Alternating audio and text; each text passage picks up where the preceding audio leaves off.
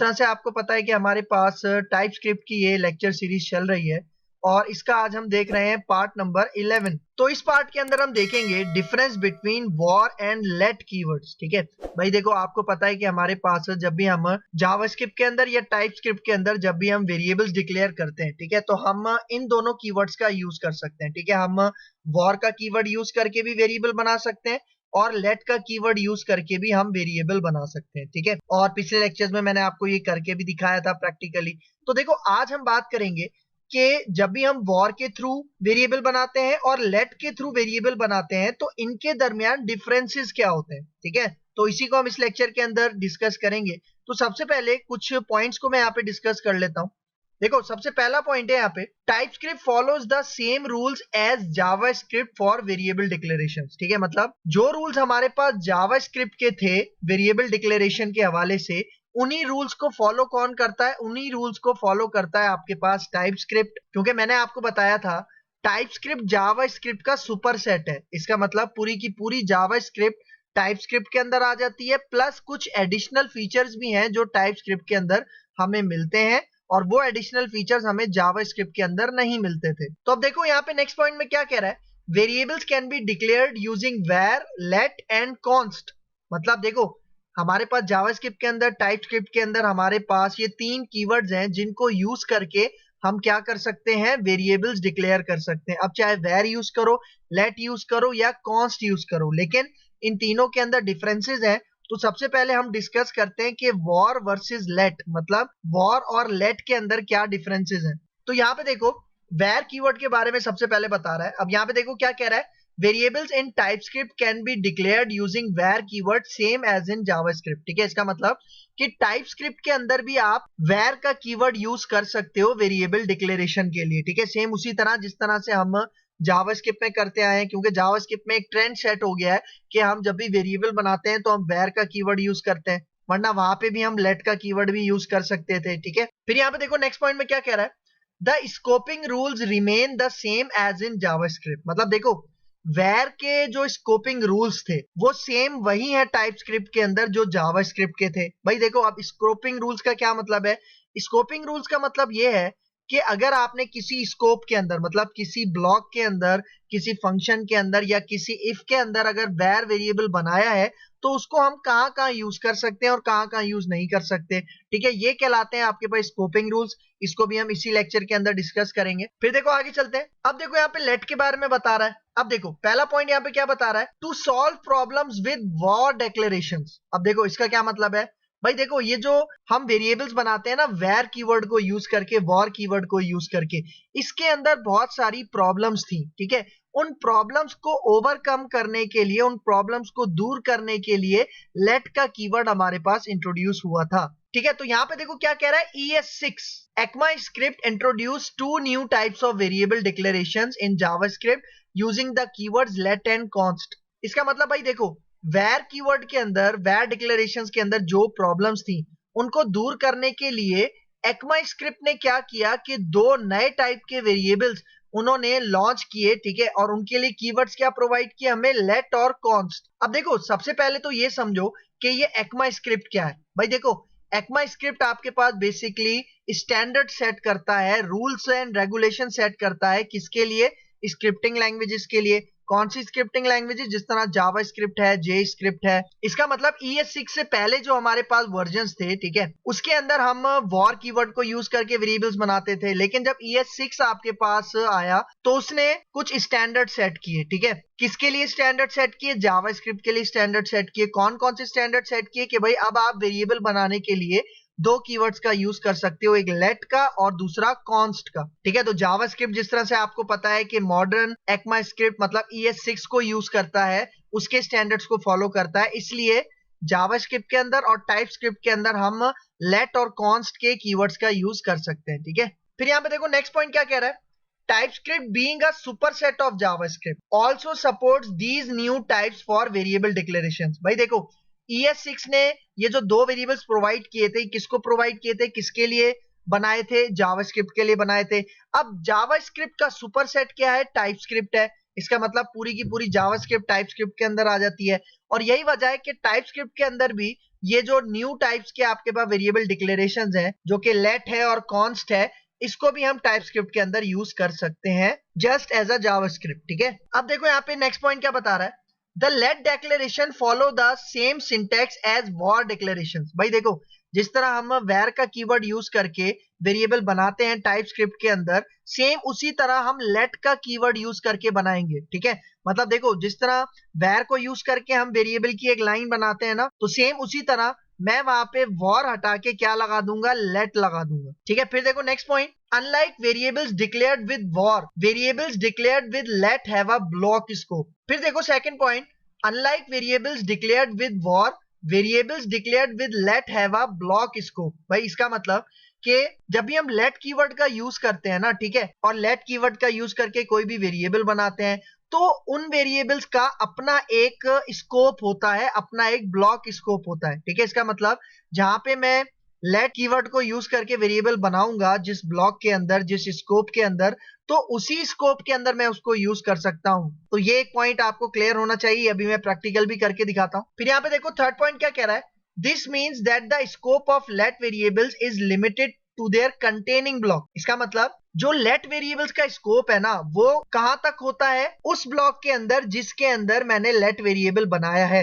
अब वो ब्लॉक कोई भी हो सकता है, जिस तरह फंक्शन हो सकता है, इफ एल्स का ब्लॉक हो सकता है, लूप हो सकता है, या XYZ कोई भी ब्लॉक हो सकता है। ठीक है, अब इसी पॉइंट को मैं आपको एक डायग्राम से समझाता हूं। ठीक है, यहाँ पे देखो, यहाँ पे मेरे पास एक फंक्शन है। ठीक है, मैंने अपने फंक्शन का नाम क्या रखा है, शो। और देखो फंक्शन की बॉडी के अंदर, मतलब फंक्शन के स्कोप के अंदर मैंने एक दूसरा स्कोप बनाया हुआ है, और वो दूसरा स्कोप किसका है, इफ का है। तो यहाँ पे देखो मैंने इफ के अंदर यहाँ पे कंडीशन में क्या पास किया हुआ है, ट्रू। और यहाँ पे देखो ये इफ का जो कर्ली ब्रैकेट है, मतलब ये इफ का आपके पास स्कोप है, और फंक्शन का जो कर्ली ब्रैकेट आपको नजर आ रहा है, ये फंक्शन का स्कोप है। ठीक है, तो आप यहाँ पे देखो, ये जो इफ का स्कोप है, मतलब इफ का आपके पास ब्लॉक है, इसके अंदर मैंने लेट कीवर्ड को यूज करके एक वेरिएबल बनाया है, उसका नाम क्या रखा है, ए, और उसकी डेटा टाइप क्या रखी है, नंबर, और उसके अंदर वैल्यू मैंने पास कर दी है 20। तो यहाँ पे देखो, यहाँ पे मैं इस ए वेरिएबल को अपने कंसोल में प्रिंट करवाना चाह रहा हूं। तो यहाँ पे देखो, ये जो हमारे पास इफ ब्लॉक है, अब ये जो वेरिएबल है, ये मैंने इसी इफ ब्लॉक के अंदर बनाया है। ठीक है, इसका मतलब जो ए वेरिएबल है, इसको मैं सिर्फ इसी इफ के स्कोप के अंदर यूज कर सकता हूं, इसी इफ के ब्लॉक के अंदर यूज कर सकता हूं। मतलब आउटसाइड इफ मैं अपने इस ए वाले वेरिएबल को यूज नहीं कर सकता। ठीक है, इसका मतलब अगर ये वाला जो वेरिएबल है ए, जो कि मैंने इफ के स्कोप के अंदर बनाया है, अगर मैं इसको कॉल करता हूं कहां पे, अपने फंक्शन के अंदर, मतलब देखो ये जो आपको लास्ट कर्ली ब्रैकेट नजर आ रहा है, और उसके ऊपर मैं अपना ये ए वेरिएबल क्या करवा रहा हूं, कंसोल पे प्रिंट करवा रहा हूं। इसका मतलब ये वेरिएबल डिक्लेयर हुआ है कहां पे, इफ स्कोप के अंदर, लेकिन मैं इसको कॉल कहां पे कर रहा हूं, फंक्शन के स्कोप के अंदर। तो ये हमारे पास अलाउड नहीं है। ठीक है, मतलब अगर मैं इस तरह से करूंगा लेट कीवर्ड को यूज करके, तो मेरे पास कंपाइल टाइम एरर आएगा। मतलब जब भी हम अपनी टाइपस्क्रिप्ट की फाइल को कंपाइल करते हैं, तो उसी वक्त आपके पास एरर आ जाएगा। और अगर आप विजुअल स्टूडियो कोड कर रहे हो, मतलब विजुअल स्टूडियो कोड का यूज कर रहे हो, तो उसी वक्त आपको वहीं पे वो एरर हाईलाइट करवा देगा। ठीक है, तो इसी को अगर मैं यहाँ पे आपको विजुअल स्टूडियो कोड के अंदर करके दिखाता हूँ, देखो मैं आ जाता हूँ यहाँ पे। ठीक है, हम अपना फोल्डर ओपन कर लेते हैं। मैं फाइल में जाता हूँ, ओपन फोल्डर, और मैं चलता हूँ डॉक्यूमेंट्स के फोल्डर में, और यहाँ पे हमने अपना एक फोल्डर बनाया हुआ है जिसका नाम है टाइपस्क्रिप्ट कोड्स। ठीक है, इस फोल्डर को मैं सिलेक्ट करता हूं, और यहाँ पे सिलेक्ट फोल्डर के ऊपर क्लिक करता हूं। ठीक है, तो देखो ये टॉप लेफ्ट साइड पे आपको नजर आ रहा होगा टाइपस्क्रिप्ट कोड्स। इसके अंदर ये सारी फाइल्स अभी तक हमने बनाई है। ठीक है, जो पिछले लेक्चर्स के अंदर हमने काम किया था। ठीक है, तो यहाँ पे अब मैं एक न्यू फाइल बना लेता हूँ। ठीक है, तो यहाँ पे देखो, यहाँ पे क्लिक करता हूँ न्यू फाइल के ऊपर, और इसका नाम मैं यहाँ पे रख देता हूँ for example var versus let, और इसकी एक्सटेंशन क्या लगा दूंगा, .ts। ठीक है, तो यहाँ पे आके मैं एंटर करता हूँ। ठीक है, तो देखो ये आपके पास फाइल बन चुकी है। तो अब मैं यहाँ पे क्या करता हूँ, एक फंक्शन बनाता हूँ। ठीक है, और इस फंक्शन का नाम हम यही रख देते हैं। इस फंक्शन का नाम मैं रख देता हूँ शो, और यहाँ पे इसका मैं स्कोप ओपन कर रहा हूँ, और इसी के अंदर अब मैं यहाँ पे आके एक अलग स्कोप ओपन करता हूँ, एक इफ का स्कोप ओपन करता हूँ, और इसमें कंडीशन में पास नहीं कर रहा, जस्ट मैं बूलियन वैल्यू ट्रू पास कर रहा हूँ। ठीक है, ताकि ये कंडीशन ट्रू हो, और इसके अंदर अब मैं यहाँ पे एक वेरिएबल बनाता हूँ। ठीक है, बल्कि हम एक काम करते हैं, एक वेरिएबल मैं बनाता हूं अपने फंक्शन के अंदर, और इसका नाम मैं यही रखता हूं ए, और इसकी डेटा टाइप मैं कर देता हूं नंबर, और यहाँ पे इसको वैल्यू मैं पास कर देता हूं 10। ठीक है, अब देखो मैं इसी को कॉपी करता हूं, और मैं इफ वाले स्कोप के अंदर इसको पेस्ट कर देता हूं। तो देखो अभी तक हमारे इस प्रोग्राम में कोई एरर नहीं है।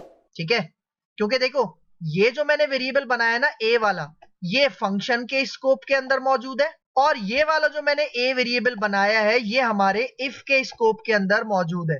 इसलिए देखो यहाँ पे कोई एरर नहीं आ रहा, हालांकि हमारे वेरिएबल का नाम सेम है, लेकिन डिफरेंस क्या है कि इन दोनों को मैंने अलग अलग स्कोप में बनाया है, इसलिए यहाँ पे कोई भी एरर नहीं आ रहा। ठीक है, सही है। तो देखो मैं क्या करता हूँ, ये जो मैंने अपने इफ के स्कोप के अंदर वेरिएबल बनाया है, ठीक है, यहाँ पे मैं इस वेरिएबल का नाम कह देता हूँ बी कह देता हूँ, और यहाँ पे इसी इफ ब्लॉक के अंदर मैं कंसोल डॉट लॉग करता हूँ। ठीक है, और यहाँ पे आके इसके अंदर यही बी वाला वेरिएबल मैं पास कर देता हूँ। ठीक है, तो अब देखो ये जो बी वाला वेरिएबल है ये मैंने बनाया कहां पर है, मतलब इसको डिक्लेयर कहां पे किया है, इफ के स्कोप के अंदर, इफ के ब्लॉक स्कोप के अंदर। लेकिन अब मैं इसको प्रिंट करवाता हूं अपने फंक्शन के अंदर, मतलब आउटसाइड इफ मैं यहाँ पे इसको कॉल करवाता हूं। तो यहाँ पे मैं लिखता हूं कंसोल डॉट लॉग। ठीक है, और यहाँ पे मैं पास कर देता हूं इसके अंदर बी का वेरिएबल।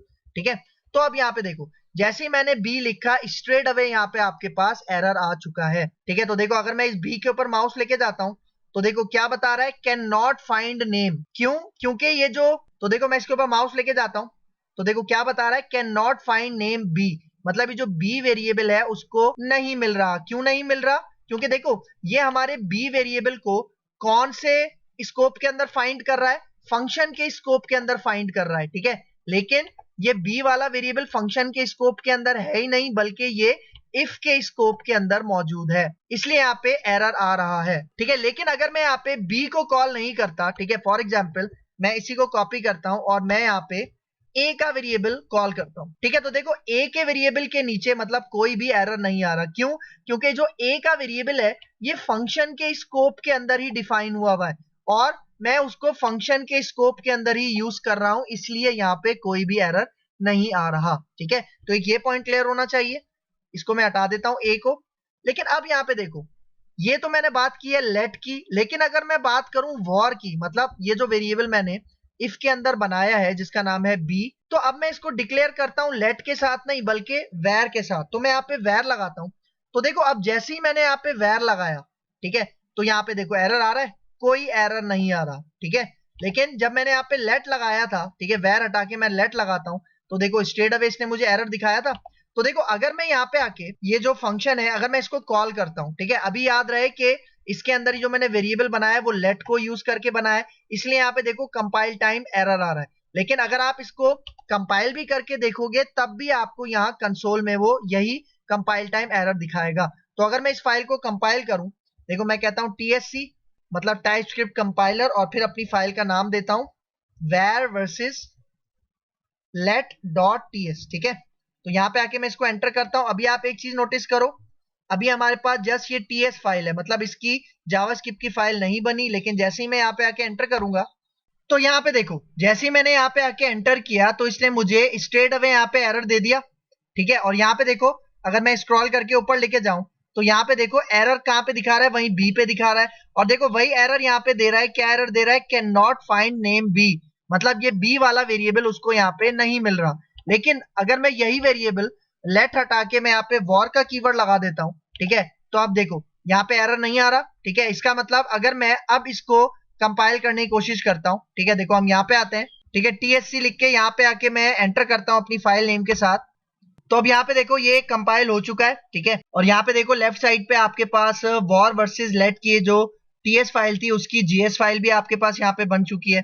ठीक है, तो अब अगर मैं इसी का रिजल्ट यहाँ पे देखने की कोशिश करूं तो मैं यहाँ पे आता हूं, ठीक है, इसी कमांड के अंदर से मैं TSC हटा के यहाँ पे नोट टाइप कर देता हूं और अब यहाँ पे आके मैं GS लगा दूंगा, TS हटा के यहाँ पे हम GS लगाएंगे, एंटर करते हैं। तो अब देखो अब यहाँ पे आपको रिजल्ट क्या नजर आ रहा है, 2 दफा 10 लिखा हुआ आपको नजर आ रहा है। तो यहाँ पे देखो ये जो पहला 10 है, ठीक है, ये पहला 10 कहाँ पे प्रिंट हो रहा है, ये जो इफ का स्कोप है, इफ का ब्लॉक है, इसके अंदर ही जो मैंने console.log लिखा था यहाँ पे प्रिंट हो रहा है 10 वाला। और ये जो दूसरा 10 है ये कहाँ पे प्रिंट हो रहा है, ये मेरे फंक्शन के स्कोप के अंदर यहाँ पे प्रिंट हो रहा है और नीचे मैं इसको कॉल कर रहा था यहाँ पे, इसलिए हमें ये वाला रिजल्ट यहाँ पे मिल रहा है। ठीक है, तो ये एक डिफरेंस, इसका मेन डिफरेंस है, ये आपने याद रखना है। अच्छा देखो एक बात याद रखना, अगर मैं इन दोनों वेरिएबल्स को, मतलब ये जो ए वाला वेरिएबल है और बी वाला वेरिएबल है, अगर इन दोनों को मैं फंक्शन के भी बाहर कॉल करूं, ठीक है, तो यहाँ पे देखो मैं यहाँ पे आता हूँ, मैं यहाँ पे देखो कहता हूँ कंसोल डॉट लॉग, और इसके अंदर मैं पहले ए वाला वेरिएबल पास करता हूँ और फिर मैं यहाँ पे बी वाला वेरिएबल पास करता हूँ। तो देखो अब यहाँ पे मैं क्या कर रहा हूँ, ये जो मेरा फंक्शन का स्कोप है, मैं उसके बाहर आके दोनों वेरिएबल्स को कॉल कर रहा हूँ। मतलब जो मैंने लेट के थ्रू वेरिएबल बनाया है वो देखो मैं फंक्शन के बाहर कॉल कर रहा हूँ, और जो मैंने वॉर के थ्रू बनाया है वो भी मैं फंक्शन के बाहर यूज कर रहा हूँ। ठीक है, मतलब जो मेरा फंक्शन का स्कोप है इसके आउटसाइड मैं दोनों वेरिएबल्स को कॉल कर रहा हूँ, लेट को भी और वॉर को भी। तो इस केस में आप यहाँ पे देखो, इस केस में हमें दोनों वेरिएबल्स नहीं मिल रहे। ठीक है, तो ये एक पॉइंट आपने याद रखना है। फिर आगे चलते हैं, अब यहाँ पे देखते हैं, देखो अब यहाँ पे बता रहा है advantages of using let over var. इसका मतलब भाई देखो लेट कीवर्ड को यूज करके ना हमें कुछ एडवांटेजेस मिलते हैं, कुछ फायदे मिलते हैं जो हमें वेर के साथ नहीं मिलते थे। ठीक है, तो देखो सबसे पहला पॉइंट ये है, देखो block scope let variables can not be read और written to before they are declared. भाई देखो इसका क्या मतलब है, जो भी वेरिएबल आप लेट कीवर्ड को यूज करके बनाते हो ना, वो वेरिएबल की डिक्लेरेशन से पहले आप यूज नहीं कर सकते। ठीक है, इसका मतलब आपने एक लाइन लिखी, उसमें लेट को यूज करके आपने एक वेरिएबल डिक्लेयर किया, तो वेरिएबल डिक्लेयर करने से पहले आप उस वेरिएबल को यूज नहीं कर सकते। ठीक है, देखो मैं करके दिखाता हूं। ठीक है, देखो ये जितना भी कोड है मैं इसको कंट्रोल ए करता हूं, मतलब सिलेक्ट ऑल, और कंट्रोल फॉरवर्ड स्लैश करके मैं इसका कोड यहां से कमेंट आउट कर देता हूं। और यहाँ पे देखो, यहाँ पे मैं ये वाला वेरिएबल डिक्लेयर करता हूं। ठीक है, इसको हम यहाँ से कॉपी करते हैं। ठीक है, इस वेरिएबल को मैं यहाँ से कॉपी करता हूँ, पेस्ट करते हैं। ठीक है, तो यहाँ पे देखो ये मैंने एक वेरिएबल डिक्लेयर किया है। ठीक है, अब देखो मैंने वेरिएबल डिक्लेयर कहाँ पे किया है, सेकंड लाइन पे। ठीक है, सेकंड लाइन में मैंने वेरिएबल डिक्लेयर किया है, लेकिन मैं इसको प्रिंट करवाता हूं अपनी फर्स्ट लाइन में, मतलब कंसोल में प्रिंट करवाता हूं मैं इसको अपनी फर्स्ट लाइन में, और यहाँ पे मैं ए पास कर देता हूं। तो देखो स्ट्रेट अवे उसने मुझे एरर दे दिया। देखो अगर मैं इसके ऊपर माउस लेके जाऊं ए पे, तो देखो क्या कह रहा है, block scoped variable A used before it's declaration. इसका मतलब यहाँ पे हमें बिल्कुल साफ लफ्जों में बता रहा है कि भाई जो वेरिएबल है वो आपने बाद में डिक्लेयर किया है, लेकिन आप उसको यूज पहले कर रहे हो। ठीक है, तो ये लेट कीवर्ड के साथ आपको अलाउड नहीं है। लेकिन अगर यहाँ पे वेर कीवर्ड होता, ठीक है भाई देखो अगर मैं यहाँ से लेट हटाऊं और अगर यहाँ पे वेर का मैं कीवर्ड दे देता हूं, तो देखो एरर चला गया। लेकिन भाई देखो एरर तो चला गया, लेकिन फिर यहाँ पे प्रिंट क्या होगा, सोचने वाली बात है ना। ठीक है, क्योंकि यहाँ पे तो उसको वो वेरिएबल मिलेगा ही नहीं, क्योंकि वेरिएबल तो नेक्स्ट लाइन में आपके पास डिक्लेयर हुआ हुआ है।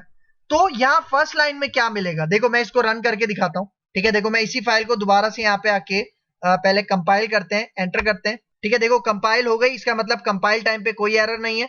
और अब इसका रिजल्ट अगर मैं यहाँ पे आके प्रिंट करवाऊं नोड के साथ, तो देखो यहाँ पे क्या रिजल्ट प्रिंट हो रहा है, अनडिफाइंड। ठीक है, क्योंकि यहाँ पे देखो ये वाला वेरिएबल, ये जो है ए वाला वेरिएबल, ये अनडिफाइंड है। क्यों अनडिफाइंड है, क्योंकि मैं इस वेरिएबल की डिक्लेरेशन से पहले इसको यूज कर रहा हूं। ठीक है, तो ये एक और डिफरेंस है किसका, लेट और वॉर कीवर्ड्स का। ठीक है, फिर इसको भी मैं यहाँ से कमेंट कर देता हूँ, कंट्रोल फॉरवर्ड स्लैश। फिर यहाँ पे आते हैं, अब देखो नेक्स्ट एडवांटेज की बात करते हैं। अब देखो नेक्स्ट एडवांटेज में क्या कह रहा है, let variables can not be redeclared. ठीक है, इसका मतलब कि एक दफा जो आपने लेट वेरिएबल बना लिया, आप उसको दोबारा रीडिक्लेयर नहीं कर सकते, मतलब दोबारा नहीं बना सकते। ठीक है, तो देखो यहाँ पे क्या कह रहा है, the TypeScript compiler will give an error when variables with the same name are declared with multiple times in the same block using let. ठीक है भाई देखो यहाँ पे आता हूँ, यहाँ पे मैं एक वेरिएबल बनाता हूँ। ठीक है, मैं यहाँ पे कहता हूँ लेट, और यहाँ पे आके एक वेरिएबल बनाता हूँ। ठीक है, उसी का नाम यही रख देता हूँ ए, और उसकी डेटा टाइप मैंने नंबर रख दी। यहाँ पे मैं वैल्यू स्टोर करता हूँ 20। तो अब यहाँ पे आप एक चीज नोटिस करो, ये जो मैंने वेरिएबल बनाया है, मैंने इसका नाम क्या रखा है, स्मॉल ए।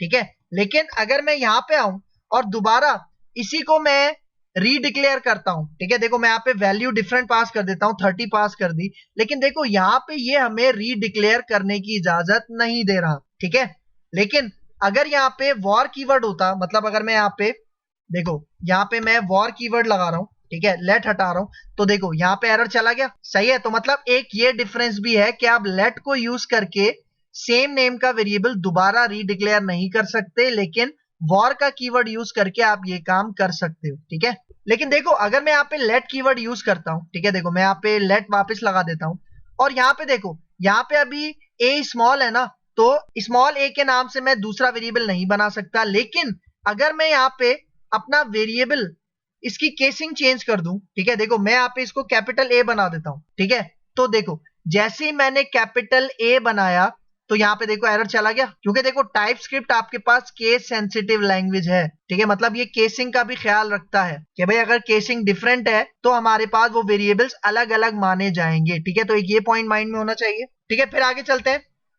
अब देखो यहाँ पे यही कह रहा है, the TypeScript compiler treats variable names as case sensitive, ठीक है, इसका मतलब जो टाइपस्क्रिप्ट का कंपाइलर है वो वेरिएबल नेम्स को ट्रीट कैसे करता है, एज अ केस सेंसिटिव करता है। इसका मतलब कि यहाँ पे देखो ये जो मैंने नम वेरिएबल लिखा है ये सारा स्मॉल लेटर में, और यहाँ पे देखो इसका एन कैपिटल है, ठीक है, इसका मतलब है ये दोनों वेरिएबल्स आपके पास डिफरेंट माने जाएंगे। इसी कॉन्सेप्ट को हम कहते हैं केस सेंसिटिव, ठीक है। तो ये था आज का हमारा लेक्चर पार्ट नंबर 11, जिसके अंदर मैंने आपको वॉर और लेट के दरमियान जो डिफरेंसेस हैं उसको मैंने आपको यहाँ पे बताया है। तो अगर आपको ये मेरी वीडियो पसंद आई हो, ये लेक्चर समझ में आया हो, तो मेरे चैनल को सब्सक्राइब कीजिए, लाइक कीजिए, शेयर कीजिए और मुझे अपनी दुआ में याद रखिए। तो मिलते हैं इंशाल्लाह नेक्स्ट लेक्चर के अंदर, तब तक के लिए मुझे दीजिए इजाजत। अल्लाह हाफिज।